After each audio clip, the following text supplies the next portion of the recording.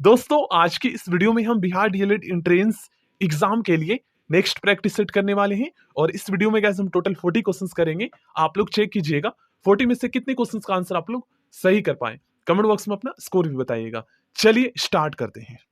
Question number 1, Ashok ने अपनी धम्म यात्रा की शुरुआत कहां से की? दोस्तों अशोक ने अपनी धम्म यात्रा की शुरुआत बोध गया से की थी। नेक्स्ट क्वेश्चन, किस बौद्ध संगीति के दौरान बौद्ध धर्म स्थाविर एवं महासांघिक में विभाजित हो गया? इस क्वेश्चन का सही आंसर होगा दोस्तों द्वितीय बौद्ध संगीति के दौरान। अब एक क्वेश्चन ये भी पूछा जाता है दोस्तों कि प्रथम बौद्ध संगति कहाँ हुआ था? तो प्रथम बौद्ध संगति दोस्तों राजगीर में हुआ था। दूसरा बौद्ध संगति जो है ना ये कहाँ हुआ था?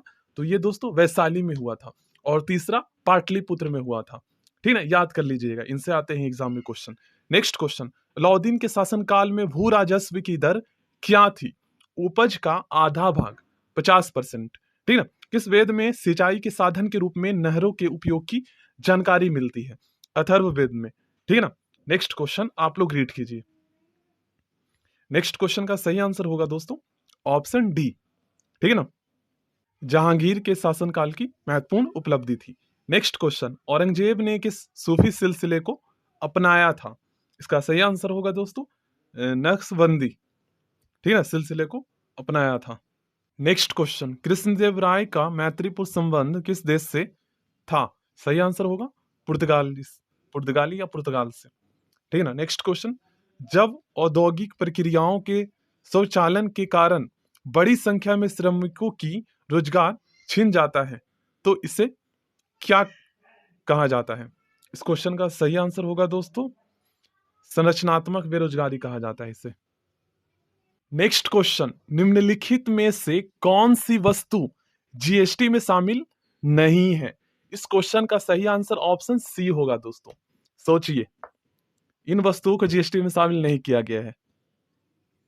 क्वेश्चन नंबर 10, जब पैसे की आपूर्ति, ठीक है ना, सप्लाई बढ़ जाती है और पैसे की मांग कम हो जाती है तो यह होगा ब्याज की दर में कमी। इस सिचुएशन में ब्याज की दर में कमी होगी। नेक्स्ट क्वेश्चन, विधान परिषद की कुल सदस्यों में से कितने सदस्य राज्य में रह रहे स्नातकों द्वारा निर्वाचित होते हैं? कुल का 1/12 सदस्य।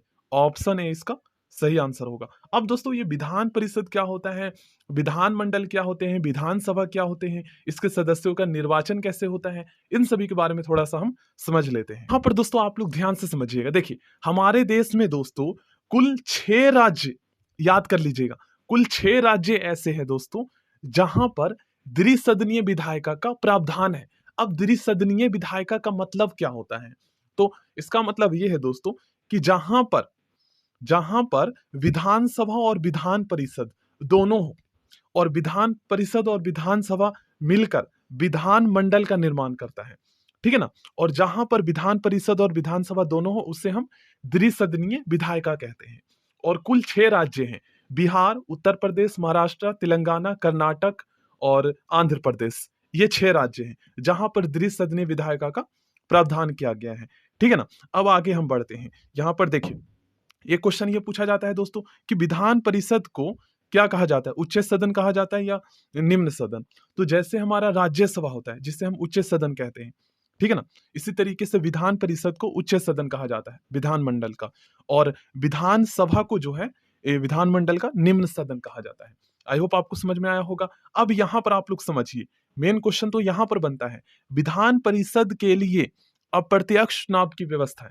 ठीक है, जैसे राज्यसभा के सदस्यों का चुनाव जो है अप्रत्यक्ष रूप से होता है, लेकिन लोकसभा के सदस्यों का चुनाव प्रत्यक्ष रूप से होता है जनता के द्वारा। तो सेम वैसी ही व्यवस्था यहाँ पर है, विधान परिषद के लिए अप्रत्यक्ष चुनाव की व्यवस्था है। विधान परिषद की अधिकतम सदस्य संख्या उस राज्य की विधानसभा की सदस्य संख्या का 1/3 और न्यूनतम 40 निश्चित की गई है। ठीक है ना। इसका अर्थ यह है कि संबंधित राज्य में परिषद सदस्य की संख्या विधानसभा के आकार पर निर्भर करती है ना। आई होप आप लोग समझे होंगे। हालांकि इसकी वास्तविक संख्या का निर्धारण संसद द्वारा किया जाता है। आई होप आपको समझ में आया होगा। अब दोस्तों विधान परिषद के कुल सदस्यों में से देखिए 1/3 सदस्य जो है स्थानीय निकायों जैसे नगर पालिका, जिला बोर्ड आदि के द्वारा चुने जाते हैं। 1/12 सदस्यों को राज्य में 3 वर्ष से रह रहे स्नातक निर्वाचित करते हैं। 1/12 सदस्यों का निर्वाचन 3 वर्ष से अध्यापन कर रहे लोग चुनते हैं, लेकिन ये अध्यापक कम से कम माध्यमिक स्कूलों में होने चाहिए। ये किसका निर्वाचन की प्रक्रिया बताई जा रही है? विधान परिषद के सदस्यों का, विधानसभा के सदस्यों का चुनाव तो हम ही जनता करती है डायरेक्ट उस राज्य की, ठीक है ना? जो कि 5 साल में जो मुख्यमंत्री का जो चुनाव होता है उसमें, यहाँ विधान परिषद की बताई जा रही है, ठीक है ना? आई होप आपको समझ में आया होगा। इसे आप लोग रीड कर लीजिएगा, क्योंकि इससे क्वेश्चन बनते हैं। संविधान और विधि के परिरक्षण, संरक्षण और प्रतिरक्षण का शपथ ग्रहण कौन करते हैं दोस्तों? भारत का राष्ट्रपति करते हैं। नेक्स्ट क्वेश्चन, अविश्वास प्रस्ताव के संदर्भ में निम्न में से कौन सही है? कौन सा स्टेटमेंट? सबसे पहले दोस्तों आपको अविश्वास प्रस्ताव क्या होता है ये पता होना चाहिए। तो देखिए, अविश्वास प्रस्ताव दोस्तों ये विपक्ष के द्वारा सत्ता में जो दल होती है, ठीक है, जिसकी सरकार होती है, उसकी बहुमत को चेक करने के लिए लाया जाता है। और इस सिचुएशन में दोस्तों वोटिंग होता है और बहुमत सिद्ध करना होता है जो सत्ता में सरकार होती है उसको। और अगर बहुमत वो सिद्ध नहीं कर पाते हैं तो ऐसे में फिर जो है ना उनको त्याग पत्र देना पड़ता है। तो इसका सही आंसर क्या होगा? Option D.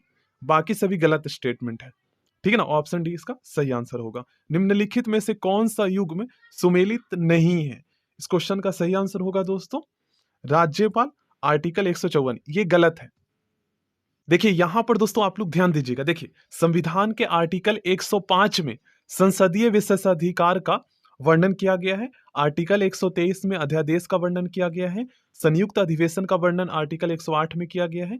और राज्यपाल, देखिए संविधान में ये लिखा हुआ है ना आर्टिकल 155, ठीक ना? भारतीय संविधान के आर्टिकल 155 में ये लिखा गया है कि राष्ट्रपति राज्यों में राज्यपाल की नियुक्ति करेगा, ठीक है ना? और ये किसके अधीन कार्य करेगा? तो ये राष्ट्रपति के अधीन ही कार्य करेगा, जो कि केंद्र सरकार का प्रतिनिधि होता है। आपको पता ही है राज्यपाल, ठीक है ना? और ये 5 साल के लिए चुने जाएंगे। आई होप आपको समझ में आया होगा, ठीक है ना? तो राज्यपाल का प्रावधान संविधान के अनुच्छेद 155 में किया गया है। और ये भी आपको पता होना चाहिए राज्यपाल की नियुक्ति राष्ट्रपति करता है। नेक्स्ट क्वेश्चन, स्वतंत्रता पूर्व भारत में निम्नलिखित में से किसने केंद्रीय विधानसभा में स्वराज दल का समर्थन किया था? स्वतंत्रता से पहले। इस क्वेश्चन का सही आंसर होगा दोस्तों M.A. जिन्ना, मतलब मोहम्मद अली जिन्ना ने। नेक्स्ट क्वेश्चन, निम्न में से किस महापुरुष ने मैजिनी, गैरिबाल्डी, शिवाजी तथा श्री कृष्ण की जीवनी लिखी? वे अमेरिका में कुछ समय के लिए रहे तथा वे केंद्रीय सभा के सदस्य भी निर्वाचित हुए थे। उस व्यक्ति का क्या नाम है? उस व्यक्ति का नाम है दोस्तों लाला लाजपत राय जी। नेक्स्ट क्वेश्चन, भारतीय निर्वाचन आयोग के अनुसार एक राष्ट्रीय दल के रूप में मान्य होने के लिए, ठीक ना, ये या एक राष्ट्रीय दल की मान्यता प्राप्त करने के लिए एक राजनीतिक दल को कितने राज्यों में मान्यता प्राप्त राजनीतिक दल के रूप में होना आवश्यक है? इस क्वेश्चन का सही आंसर होगा दोस्तों कम से कम 4 राज्य में। नेक्स्ट क्वेश्चन, वह कौन सी मूल रंग है जिनसे टीवी के पर्दे पर विभिन्न रंग प्रकट होते हैं? इस क्वेश्चन का सही आंसर होगा दोस्तों लाल, हरा एवं नीला। नेक्स्ट क्वेश्चन, इनमें से कौन विषाणु जनित रोग नहीं है? मतलब कि इनमें से कौन सा रोग जो है ये वायरस से नहीं फैलता, ये पूछा गया है। तो देखिए दोस्तों ये क्वेश्चन हमने कल किए हैं, याद कीजिए। देखिए 6 रोग जो है ना ये माइक्रोबैक्टीरिया से फैलता है, ठीक ना, सूक्ष्म जीवाणु से फैलता है। बाकी खसरा, पोलियो और रेबीज ये दोस्तों विषाणु जनित रोग है, मतलब कि वायरस से होता है। और 6 रोग जो है ये जीवाणु से होता है, ये याद कर लीजिए। बस इस तरीके से आपको डिफरेंस पता होना चाहिए, ठीक है ना? सिरका और बेकिंग सोडा की अभिक्रिया से क्या बनता है? दोस्तों सिरका और बेकिंग सोडा की अभिक्रिया से कार्बन डाइऑक्साइड बनता है, ठीक है ना? नेक्स्ट क्वेश्चन, महिलाओं में, इस क्वेश्चन को आप लोग रीड कीजिए। नेक्स्ट क्वेश्चन का सही आंसर मैं आपको बताता हूं, एक जोड़ी। नेक्स्ट क्वेश्चन करते हैं, प्रकाश संश्लेषण के माध्यम से कुल स्थिरीकृत कार्बन डाइऑक्साइड का लगभग आधा भाग कौन स्थिरीकृत करता है? इस क्वेश्चन का सही आंसर होगा दोस्तों शैवाल। नेक्स्ट क्वेश्चन, टिड्डी, तितली, बिच्छू, झींगा सभी किस संघ के उदाहरण हैं? ठीक है ना? तो इसका सही आंसर होगा दोस्तों आर्थ्रोपोडा संघ के उदाहरण है, इस वर्ग के अंतर्गत रखा जाता है, ठीक है ना? स्ट्रेप्टोमाइसिन प्रतिजैवी किस जीवाणु से प्राप्त किया जाता है? ये प्राप्त किया जाता है दोस्तों स्ट्रेप्टोकोकस ग्रेसस से। नेक्स्ट क्वेश्चन करते हैं। इनमें से कौन धमनी का कार्य नहीं है? इसका सही आंसर होगा दोस्तों, इनमें रुधिर दबाव के साथ धीरे धीरे बढ़ता है, ये कार्य नहीं है, ठीक ना, धमनी का। बाकी सभी कार्य है धमनी का। नेक्स्ट क्वेश्चन, निम्नलिखित में कौन कीटों से प्राप्त नहीं होता? कीटों से प्राप्त नहीं होता, ये पूछा गया है। इसका सही आंसर होगा दोस्तों मोती, ये कीटों से प्राप्त नहीं होता। बाकी रेशम, लाख और शहद ये सभी कीटों से प्राप्त होता है। ग्रेफिन होता है, ग्रेफिन क्या होता है दोस्तों? ग्रेफिन कार्बन का नैनो प्रतिरूप होता है। अधिकांश प्राणियों के जीवित पदार्थ का लगभग 80% पदार्थ क्या है? ठीक ना, इस क्वेश्चन का सही आंसर होगा दोस्तों प्रोटीन, ठीक ना। 80% भाग जो है प्रोटीन का होता है। निम्नलिखित में क्षेत्रफल की दृष्टि से सबसे बड़ा कौन होता है या कौन है इसमें, यह पूछा गया है। इस क्वेश्चन का सही आंसर होगा दोस्तों बायोस्फीयर रिजर्व, ठीक है ना। एक क्वेश्चन दोस्तों पिछले साल पूछा गया था कि बिहार का प्रथम राष्ट्रीय उद्यान कौन सा है? तो इसका सही आंसर होगा वाल्मीकि नगर राष्ट्रीय उद्यान, जो कि पश्चिमी चंपारण में स्थित है, ठीक ना। नेक्स्ट क्वेश्चन, विश्व का सबसे शुष्क रेगिस्तान कौन है? दोस्तों विश्व का सबसे शुष्क पूछा गया, सबसे गर्म, तो इसका सही आंसर होगा अटाकामा, ये सबसे शुष्क रेगिस्तान है। सबसे बड़ा पूछा जाए तो सहारा है, ठीक ना। भारत का सबसे बड़ा पूछा जाए तो थार है।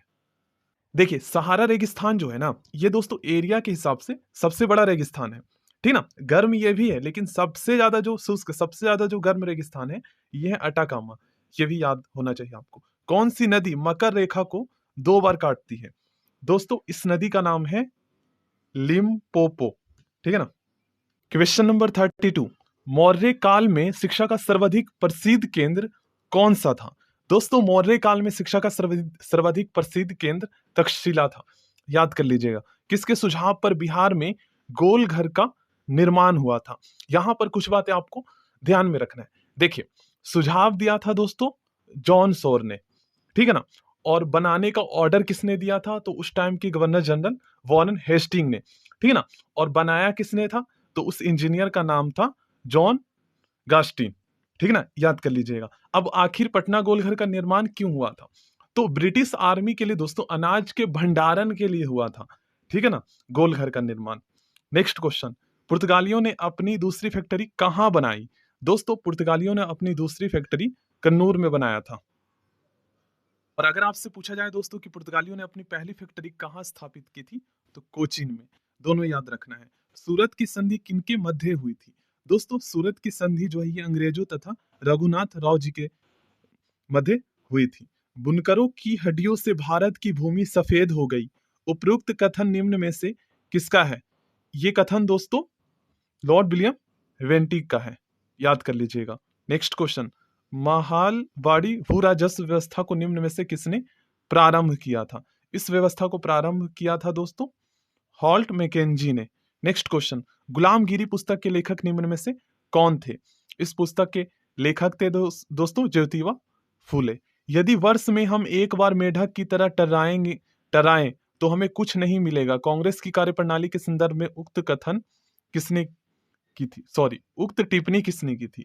इसका सही आंसर होगा दोस्तों बाल गंगाधर तिलक जी ने, ठीक है ना। नेक्स्ट क्वेश्चन, पंडित मदन मोहन मालवीय किस वर्ष हिंदू महासभा के अध्यक्ष बने? 1928 ईस्वी में। किसने क्रिप्स प्रस्तावों को उत्तर दिनांकित चेक कहा था? इस क्वेश्चन का सही आंसर होगा दोस्तों महात्मा गांधी ने। नेक्स्ट क्वेश्चन, पृथ्वी पर मौसम परिवर्तन के लिए उत्तरदायी है? पृथ्वी पर मौसम परिवर्तन के लिए उत्तरदायी है दोस्तों ए एवं सी दोनों। ऑप्शन डी इसका सही आंसर होगा, ठीक है ना।